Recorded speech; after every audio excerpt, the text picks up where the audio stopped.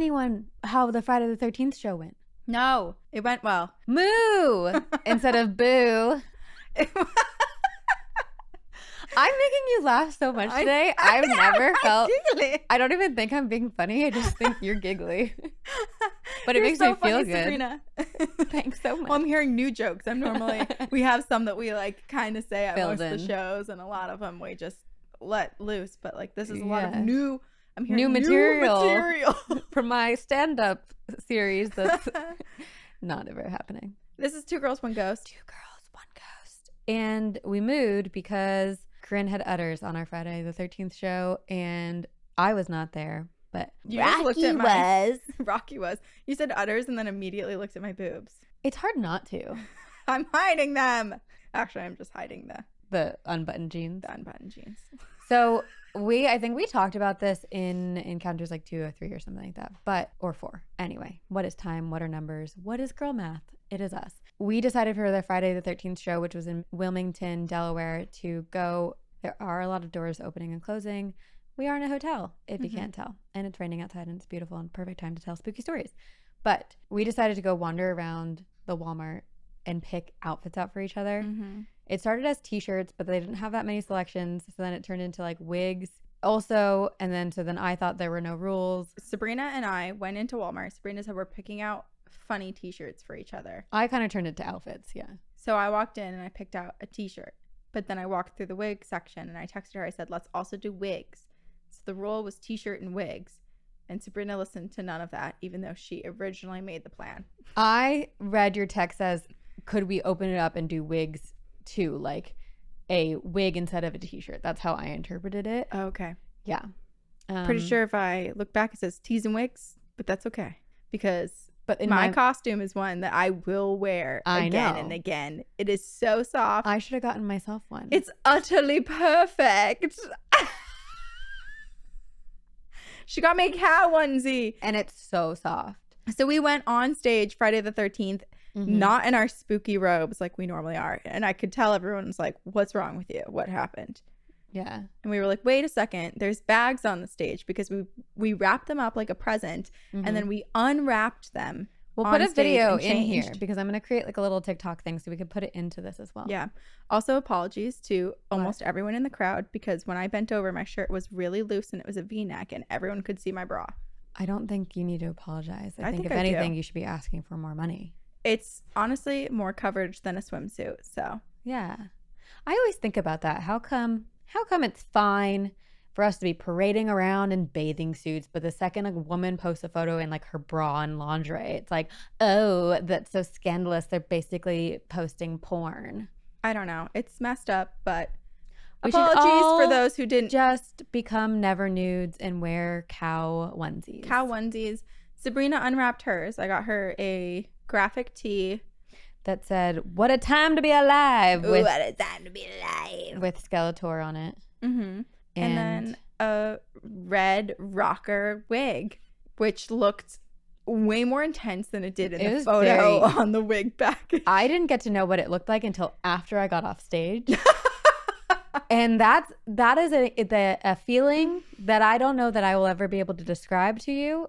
So I highly recommend go to a public place with no mirrors and stand in front of everyone for 90 minutes with a wig that someone hands to you, and then go check yourself out in the bathroom afterwards and be like, oh. It was fun. It was. Someone described it. Someone described it as one of those like static balls. Yeah, it did look like that. It was wild. And then I also got you a skull choker, which we had some trouble getting open, but shout out to Layla in the crowd. I think she and her family was in this. They were in the second row. She was like, hey, hand it over here. I've got you. And she did. And she did. Okay, so I am really I want to give one of our listeners a real pat on the back. Okay. Because we often ask for people to follow up and give us updates. And we almost never get them. But we got one. So this is actually kind of a recent update. So we read this on Encounters 202. And this was the story all about Nicole and the neighbor that came over and was like terrified of their house. And all of a sudden was like, never mind, and got up and left. Yes. And then Robert the doll came in an unmarked package to Nicole's house. Okay. This was recent. Yeah. So I asked for an update and Nicole said, hello, ladies. Here's the update you've been asking for. The neighbors haven't had any activity because they had a paranormal group come in and investigate their house, in which they found out there was a portal in their front yard, which explains the passing and going of some spirits.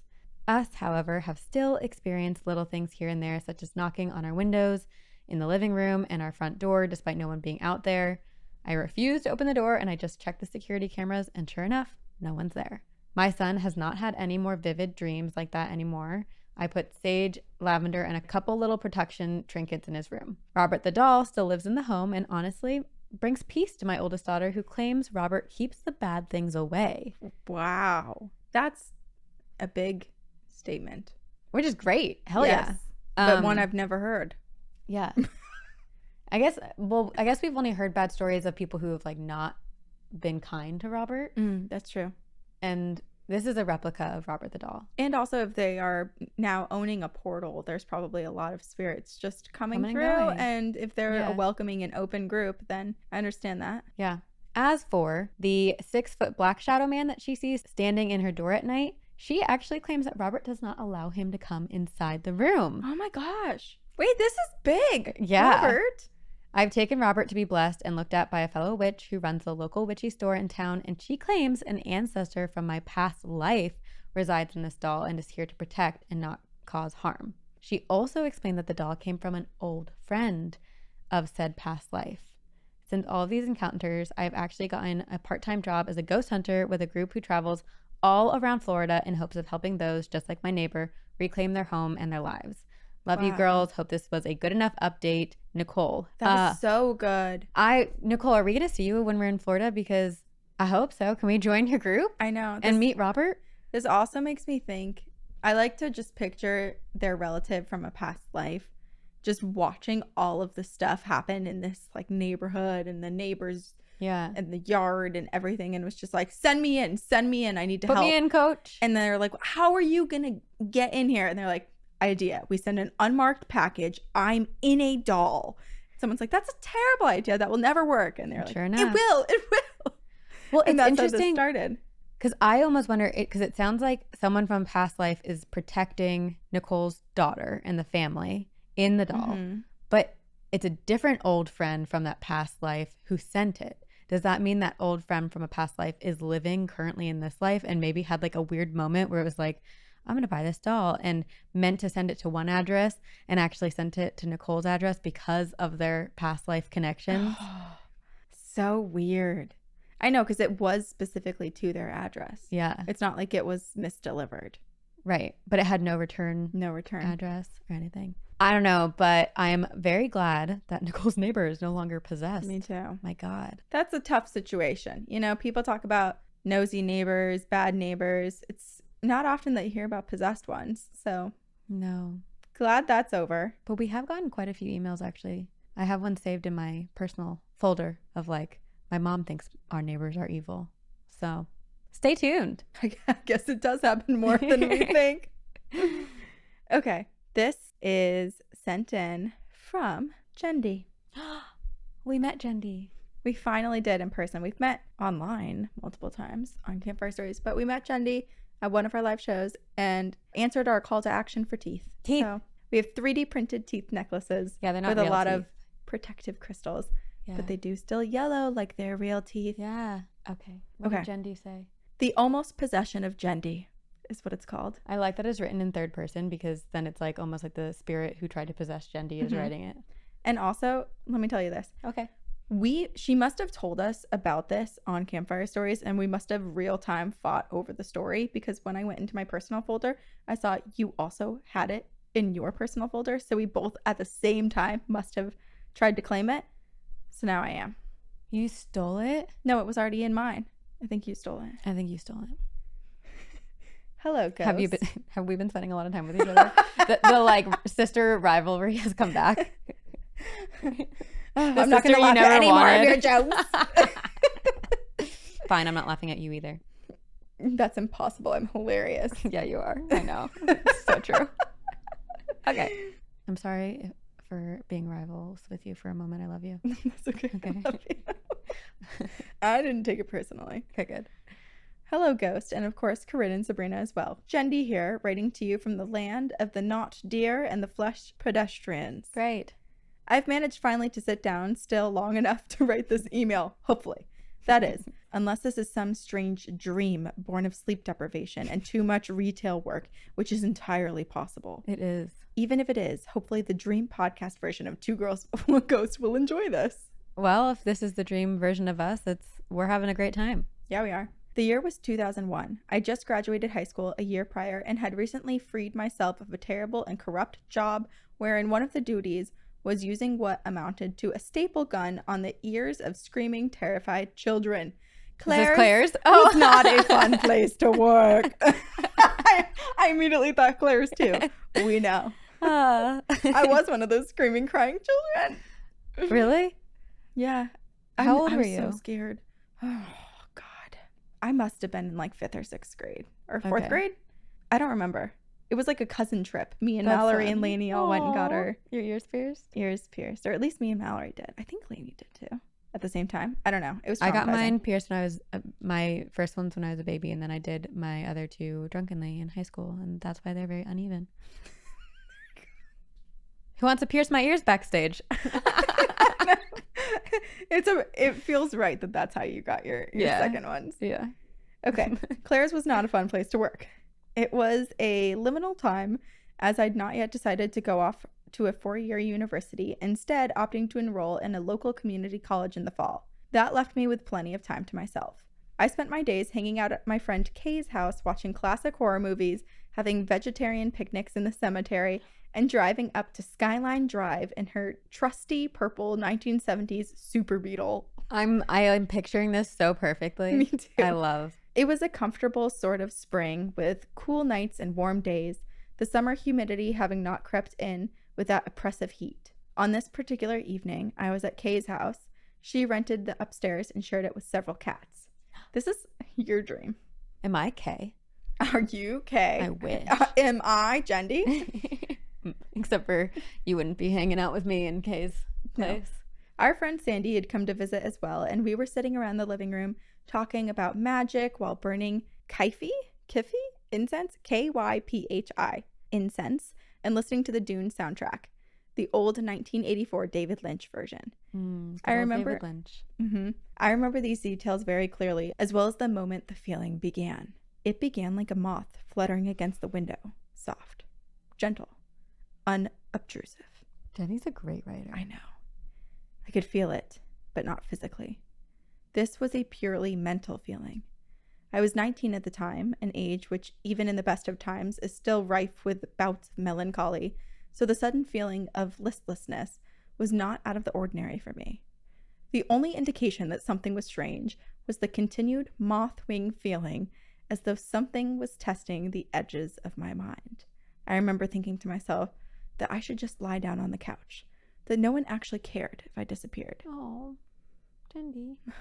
The feeling seemed to wrap around me and grip me, and then the moth wings changed to something more like hooks, trying to find a way in. It's like worms. That was when the convulsions began. It wasn't shaking so much as sudden waves of something moving me, causing my back to bow and my whole body to jump off of the couch. We had to put a pillow behind my head because I just kept hitting it on the wooden backrest. It's like, talk to me. I know. Oh my gosh, Jendi. This is so scary. I literally had to fast forward through that part of the movie. At first, the spasms were so strong that I couldn't speak. I managed to sign for water, though, as I was horribly thirsty for no reason. My friends were understandably worried. They brought me water, and I drank the entire glass down in seconds. I don't remember if I spilled it all over myself at this point. I was really just too busy being terrified. This continued for what felt like forever, but it was only 5 to 10 minutes. That's a really long time, though. That's still, yeah. It was utterly terrifying not being able to communicate, knowing that something was trying to get in. I may not have been able to speak for that time, but inside my mind, I was doing battle with whatever was trying to overtake me. After a time, I finally managed to get enough of an upper hand that I could speak, and I let my friends know what was happening. The spasms were less frequent by then, giving me a minute or so of stillness before starting up again. Oh my God. This sounds like so many of the possessions too, like in movies too, where it, like the person kind of comes to or is taking a break and you can see the terror. But Jenny's so aware and conscious of all of it too, in her, like, trapped in her mind. Oh, I remember at one point joking, because what the hell else do you do at this point, that it was a good thing I wasn't vomiting pea soup. And then another spasm hit me and turned me entirely around, so my back was now to my friends. It was as though I had levitated momentarily to do so. Oh my gosh. Oh, I can't even imagine, like, being Jendy, but then also witnessing all of this. I know.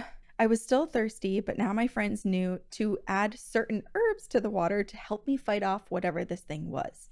The spasms became less frequent over the next hour as I continued to fight the entity. Then finally, they stopped altogether. I was still thirsty, but now my friends knew to add certain herbs to the water to help me fight off whatever this thing was. The spasms became less frequent over the next hours as I continued to fight the entity. Then finally, they stopped altogether. The next hour? The next hour. I wish I could say there was some grand finale to this experience, that I was able to vanquish the demon once and for all, but really, I think it just got bored and it gave up. It tried again briefly the next day, but I was ready for it at that point. What the fuck? To this day, I don't know exactly what it was. The house Kay was renting was in a strange and older part of Charlottesville, but it was a relatively new house. Could it have had something to do with the Book of Going Forth by Day, also known as the Book of the Dead? Kay had an interest in ancient Egyptian mysticism, and I had been reading her copy around that time. The Kaifi incense may have played a part as well. I'm sure I'll never know. What I do know is that it remains one of the most terrifying paranormal incidents that I have ever experienced. So much so that for years afterwards, I wore black onyx for protection, which I think Jenny put also in our teeth necklaces. I've learned a lot about protecting myself in my 21 years since my near possession, though that's not to say that I've always been careful when dealing with paranormal since. Perhaps I'll write more in another email, because there are so many stories before and after this one. I hope you enjoyed reading this, and I'd love to someday hear it on the podcast.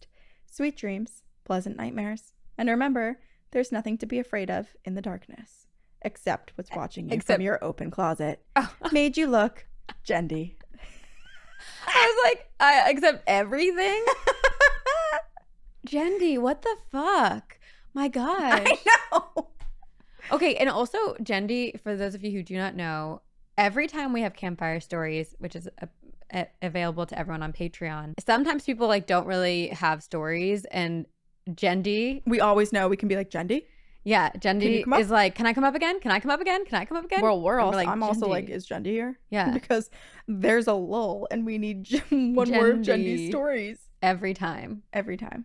Jendy and Eric are probably like the two people that have maybe the most stories that we hear from on Campfire Stories, or at least the two people who tell us that they have stories, because my lord, have we met so many people, my lord, who never come on stage, who never email us, and then we meet them at the live show and they're like telling us some horrifying tales. Here's what I will say about that. There are probably so many of you listening to this and they're like, oh, I've never had anything like that happen to me, or I don't have many ghost stories. I just have a couple small things that have happened. And then you tell us those small things and we're like, what the heck? That's crazy. It's That's small so, to you, but yeah. It's so definitely something to us. You can send us, truly, your email can be 2 sentences, and just send it to us. Okay, I have an email. This is a story from our listener, Michelle, and it is called My Husband Witnessed an Exorcism at Church Camp. Oh. Hey ladies, I'm a huge fan of the podcast, and I have been binge listening, and I just listened to the Dominus episode, which, by the way, freaked me the fuck out. You and everyone else. Us too. Us too. Anyway, it reminded me of a story my husband told me when he was a kid. I have never experienced anything significant, but I've always been fascinated by the paranormal and all things spooky. Before my husband and I got married, we were talking about ghost stories, and he told me so many stories regarding himself and his family members. Let me tell you, his family has some bad juju. Uh-oh. But this is one of the freakiest stories and has stuck with me, and stuck with him the most. I told him that I wanted to share this story with you guys, and he agreed to write it out, so here it is from his point of view. Great. Every summer, my parents would send my older brother, my older sister, and I to church camp. Even I knew as a kid that our church was strange. They were a strict Christian church who would speak in tongues, and freaky things were tied to families and members of the church. The only reason we went was because my parents were divorced, and my dad would have us go with our grandma to church every week. Well, when I was in 4th grade, we went to church camp as we did every year. Mind you, this camp is in the middle of fucking nowhere, about 5 hours from my home and in the middle of the woods. Every night they did worship, which was on this sort of stage up on the hill away from the rest of the camp. So while we were all up there, the priest asked if anyone wanted to say anything. And this girl, who I'm going to call Sam, who was only a year or so older than me, walked up onto stage and asked if we could all pray for her. She said that she was just told that she may have a brain tumor, but was still waiting on tests and would really appreciate good vibes and prayers. The elders walked up and joined her, and the priest on stage all started praying. By the way, I'm sitting front row, which was a big fucking mistake. While they're praying, or best seat in the house, we all hear a loud sound and Sam drops to the ground. She starts convulsing while the elders and the priest are trying to help. Oh my Right gosh. then, I shit you not, she lets out a deep, guttural, manly, no. No, stop! This is so freaky. 9-year-old me is freaking the fuck out. My youth group leader is standing next to me and told me that if I'm saved, then I have nothing to worry about. And all I'm thinking is, fuck, I don't know if I'm saved. And he tells me not to look at her. Instead, keep my head down and pray. But of course, now that he said this, all I want to do is look.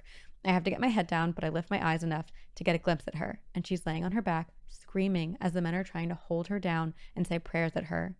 But a split second after I look at her, she snaps her head over to me, her eyes black as night, and she starts screaming louder.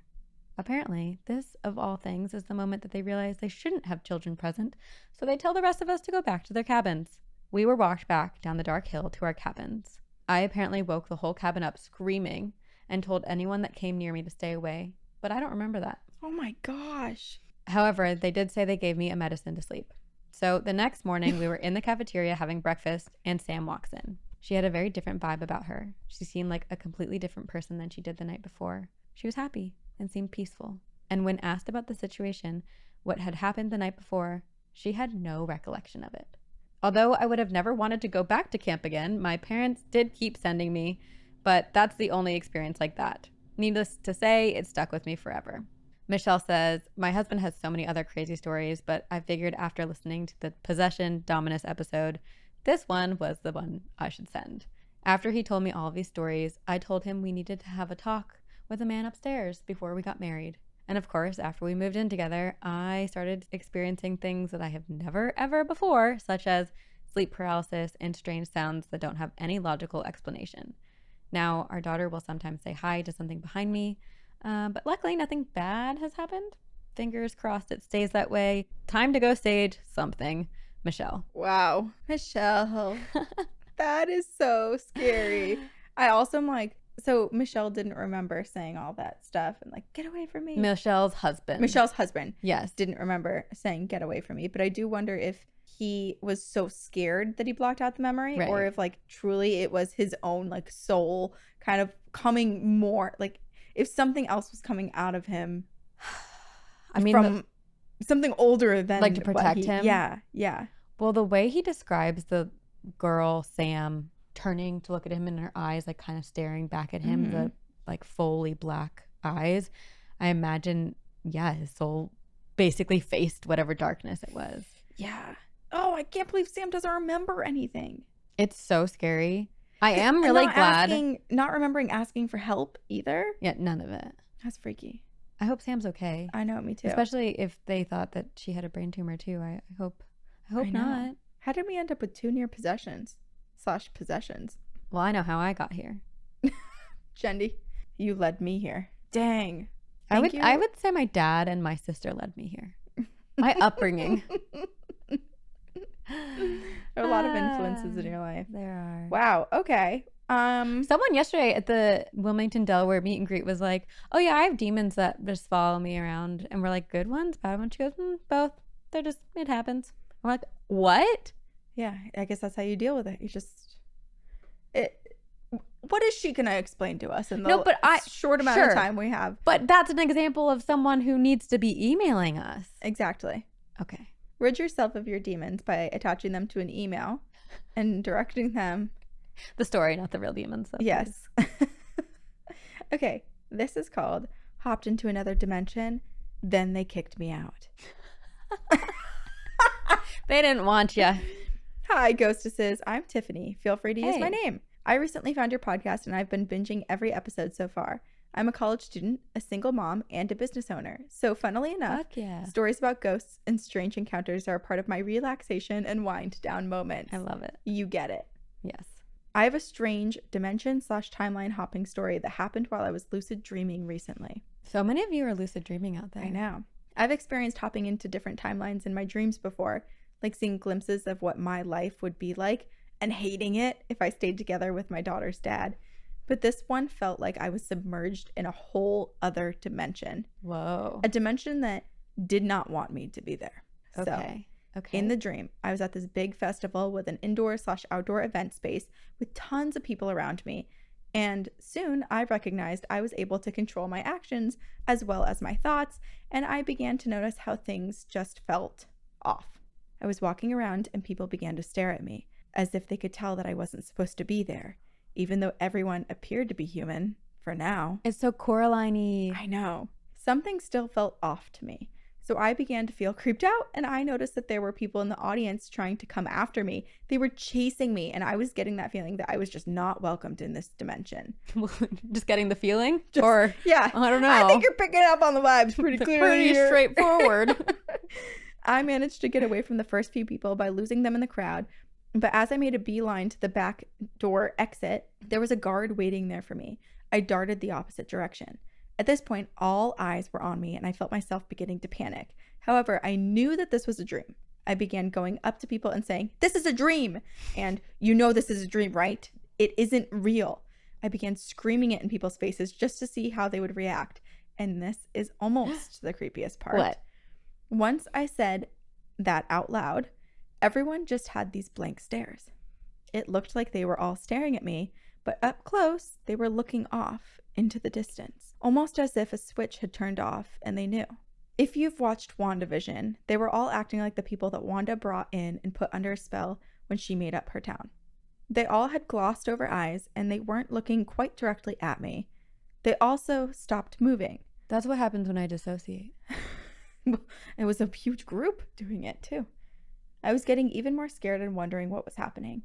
After a while of screaming and seeing that everyone had shut off, a big entity swooped down from the ceiling. It was like a Dementor.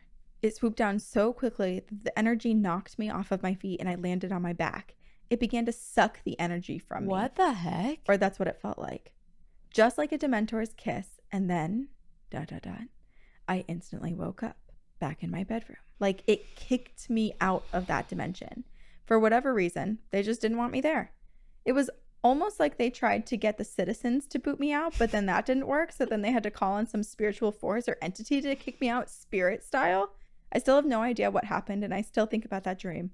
I think others have also mentioned that when they tell people in their dreams that they are in a dream, they start acting funny or uncomfortable. It was such a bizarre feeling. Thank you. Can't wait for new episodes. Love, Tiffany. All I will say, Tiffany, is it sounds like you're better off being kicked out of that dimension. I know. I don't know that you would want to spend any more time there. It reminds me of that Area 51 story that you had told me about, that woman who had astral projected to Area 51 and they were security guards. Yeah, they're like spectral, spiritual Like, bodyguards. you're not allowed here.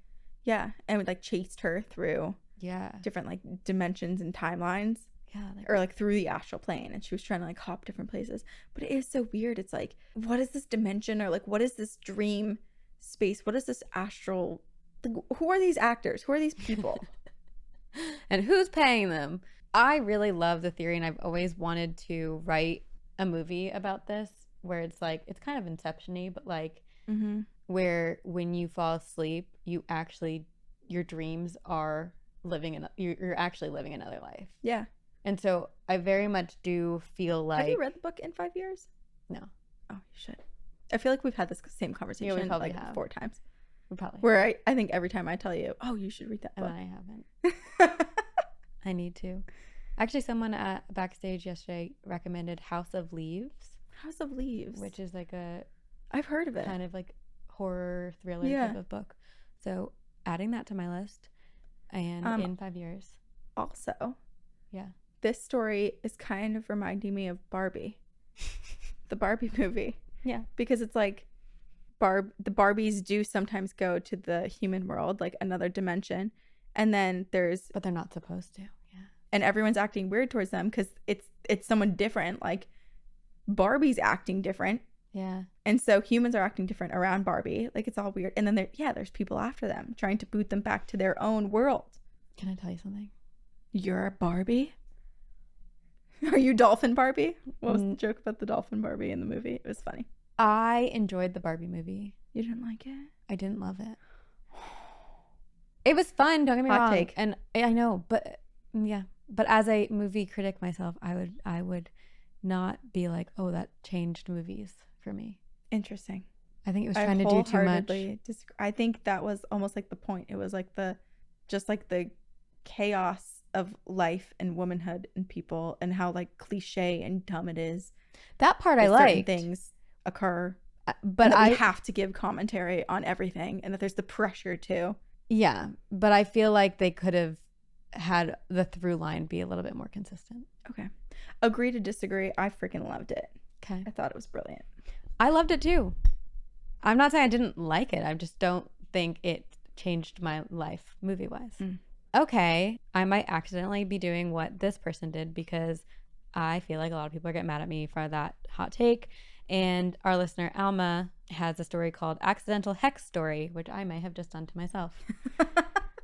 Greta Gerwig is coming for you. I love Greta. This is called Accidental Hex Story. Hey, girls. My name's Alma, and my boss plays your podcast all the time at work. Heck yeah. So lots of love from the 4th Ave Deli. Ooh, where's that? That sounds like a place I would like to go. 4th Avenue Deli. That's okay. But yes, where are you? Yeah, there's a lot of 4th Aves out there, a lot of delis. I wanted to come on here and tell you some of the unexplained things I've encountered. I've always felt like I'm spiritually inclined. As a kid, I had weird dreams, I heard noises, I saw unexplained things, and that has persisted into adulthood. I had premonitions often, usually pretty small, like I would be humming a song and then that song would play on the radio. But one time I predicted my cousins getting into a car crash without any prior knowledge. But today I wanted to talk about one story in particular. It's a little bit lighthearted and my family has a good laugh at the situation. Okay, good. So the name of this story is Honey, I Hexed My Dad. This story happened about a year ago. The way my family works is we have 4 people, 2 kids, 2 parents, and we're all grown, so we all have cars, but we have a 2-car garage, so usually we have 2 cars in the garage and 2 in the driveway. Because of this, we often have to move people's cars in and out of the driveway to get cars out of the garage. Since this is common, we all keep our car keys on the dining table. So if someone needs to move a car, they can do that, put the keys back on the table, etc. Well, this particular day, my dad needed to move my car, so he took my keys and moved my car. But instead of putting the keys back on the table, he pocketed them and took off. I woke up later and needed to go to school, but my keys were nowhere to be found. I called my dad, but he wasn't picking up because my dad was supposed to be getting on a plane for a 4-day conference out of state. Great. I was totally screwed because at the time I had full-time school plus 2 jobs, which meant I had 4 days full of Ubers and begging for rides from anybody. Luckily, I had my grandma take me to school, and then I just walked to my first job. But in the Uber on my way to my second job around 5 p.m.-ish, I distinctly remember sitting there thinking, I hope my dad is having as bad of a week as I'm having. Oh no.